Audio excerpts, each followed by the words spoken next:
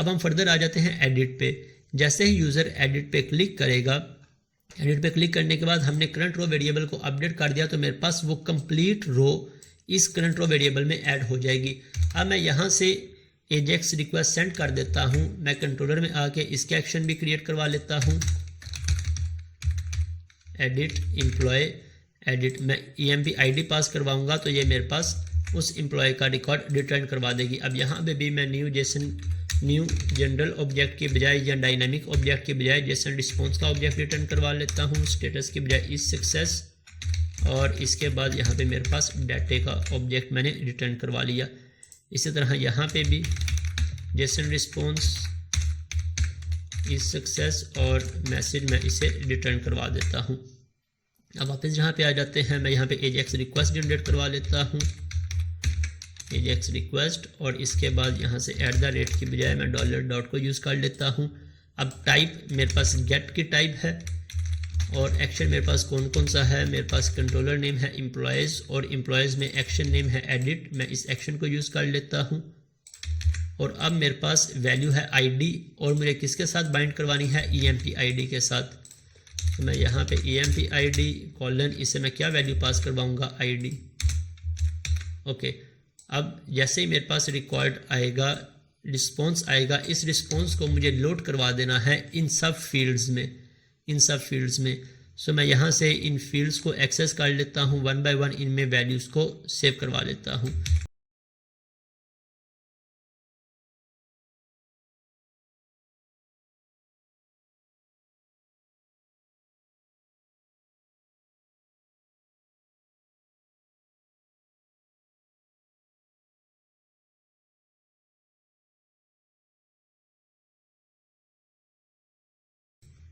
DID अब मुझे यहाँ पे सिलेक्टेड नहीं चाहिए, सिंपल इसकी वैल्यू को चेंज कर देना है। तो मेरा डाटा यहाँ से बाइंड हो गया। अब मैं इसके वर्ड्स केस को भी हैंडल कर लेता हूँ। Response not equal to undefined, अगर तो नॉट इक्वल टू अनडिफाइंड है तब मैं इसमें डाटा लोड करवा लेता हूँ। एल्स मैं यहाँ पे नोटिव डिस्प्ले करवा लेता हूँ। मैं इस अलर्ट को कमेंट कर देता हूँ। एल्स में मैं मैसेज डिस्प्ले करवा लेता हूँ।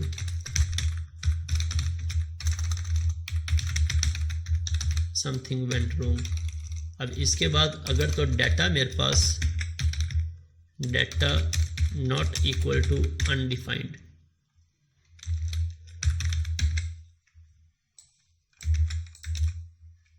इसमें मैं एरर मैसेज डिस्प्ले करवा लेता हूं।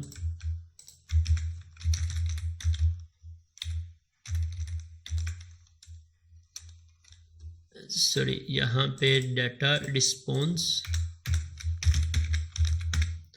डॉट इज सक्सेस, एक मेरे पास इज सक्सेस का भी केस आ जाएगा, और इसके बाद मेरे पास data not equal to undefined. अगर तो इज सक्सेस फॉल्स होगा तब हम यहाँ पे मैसेज डिस्प्ले करवा लेंगे, रिस्पॉन्स डॉट मैसेज। और इसके बाद अगर डाटा अनडिफाइंड है तो हम यहाँ पे ऐड करवा लेंगे data could not be bind, could not get the records or could not bind the data, could not bind the data। Okay, हमने यहाँ पे जितने भी मैक्सिमम वर्स्ट केस हो सकते थे उन सब केसेस को हैंडल कर लिया। फर्स्ट पे response not equal to undefined, इसकी एल्स कंडीशन को हैंडल कर लिया। Then response dot is success, अगर ट्रू है तो हम ये डाटा बाइंड करवा देंगे, अगर इज सक्सेस फॉल्स है तो हम यहाँ पे एरर मैसेज डिस्प्ले करवा देंगे। ये एरर मैसेज डिस्प्ले करवा दिया। अब अगर डाटा हमारे पास रिटर्न नहीं हुआ, डाटा अनडिफाइंड है, तब हम ये मैसेज डिस्प्ले करवा देंगे, अदरवाइज मेरा डाटा बाइंड हो जाएगा। ओके, एक दफ़ा इसे अब टेस्ट कर लेते हैं। मैं यहाँ पे एडिट पे क्लिक करता हूँ, मेरा रिकॉर्ड बाइंड हो गया। मैं इस पे क्लिक करता हूँ CS, मेरा रिकॉर्ड बाइंड हो गया, सभी फील्ड्स मेरे पास बाइंड हो गई। ओके, और अगर मैं क्रिएट पे क्लिक कर दूँ तो मेरा सारा रिकॉर्ड एम्प्टी हो गया। यहाँ से ड्रॉप डाउन लिस्ट भी एम्प्टी हो गई और इनपुट बाकी के टेक्स्ट फील्ड्स भी एम्प्टी हो गए। अब रिकॉर्ड को एडिट करने के बाद मुझे इसकी सेव की फंक्शनैलिटी इंप्लीमेंट करनी है। अब सेव का प्रोसेस, जब तक हम इन सभी प्रोसेस को थोड़ा सा एनालाइज नहीं करते, हम इनकी वर्किंग को प्रॉपर अंडरस्टैंड नहीं कर सकेंगे। क्रिएट है तो मेरी किस तरह से क्रिएट की फंक्शनैलिटी इंप्लीमेंट होगी, एडिट है किस तरह से ये कंप्लीट वर्क फ्लो वर्क करेगा। इसी तरह एडिट करने के बाद मुझे सेव पे जब क्लिक करूंगा मैं, तो मुझे ये कंप्लीट लिस्ट रीलोड करवानी है या सिर्फ एक पर्टिकुलर रिकॉर्ड रीलोड करवाना है। अभी मैंने एडिट पे क्लिक किया है इस अली अहमद के रिकॉर्ड पे। जैसे ही यूज़र यहाँ से कुछ भी एडिट करेगा, सेव पे क्लिक करेगा, तो ये पर्टिकुलर रिकॉर्ड ही मैं एडिट करवाना चाहता हूँ। सो इस कंप्लीट रो को हम ऑलरेडी एक्सेस कर चुके हैं। जैसे यूज़र एडिट पे क्लिक करता है तो हम इस पर्टिकुलर रो को एक्सेस कर लेते हैं। जिस भी रो पे क्लिक करेगा यूज़र, हमारे पास वो कंप्लीट रो आ जाएगी। अब सेव करने के बाद मैं इस कंप्लीट रो में ये जोन से भी रिकॉर्ड्स होंगे इन्हें अपडेट करवा लेता हूँ। That's it. एडिट फंक्शनैलिटी हम इस तरह से इंप्लीमेंट कर सकते हैं। किस तरह से मैं वापस आ जाता हूँ सेव पे। अब सेव पे आने के बाद इंसर्ट का हमने इंप्लीमेंट कर लिया। अब एडिट में हमारे पास ये सभी फील्ड्स हैं जो उनसे यूज़र ने एंटर की थी।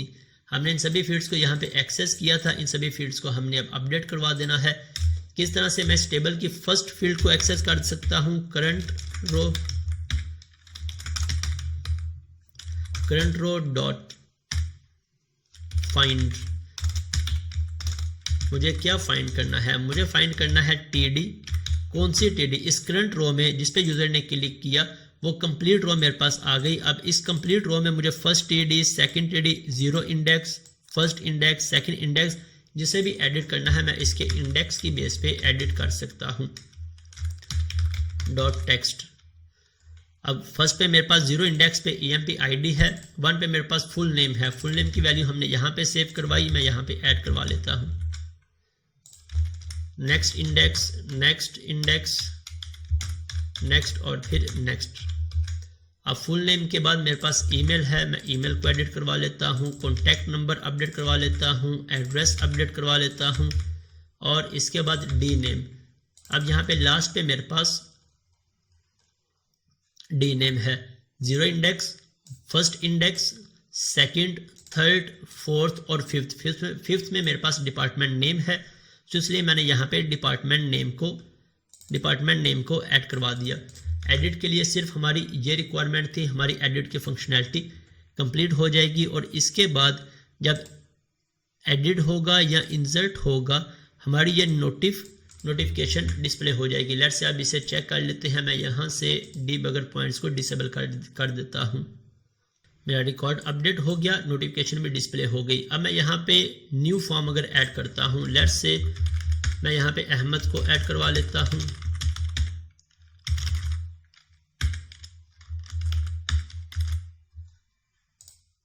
मेरा रिकॉर्ड ऐड हो गया और इसके साथ अगर मुझे इस सभी फील्ड्स को क्लियर करवाना है तो हम क्लियर का कोड भी सिंपल यूज़ कर सकते हैं जो हमने क्रिएट में यूज़ किया है। इसके बाद यहाँ पे आने के बाद रिकॉर्ड सेव करने के बाद हमारे पास जो क्रिएट का कोड है हम सेम कोड को यूज़ करवा लेते हैं ताकि मेरी सभी की सभी फील्ड्स क्लियर भी हो जाएं। यहाँ पे अब मेरी फील्ड्स क्लियर हो जाएंगी। सो हमारी क्रिएट की फंक्शनैलिटी एज एक्सपेक्टेड वर्क कर रही है, एडिट की फंक्शनैलिटी और सेव की फंक्शनैलिटी भी एज एक्सपेक्टेड वर्क कर रही है।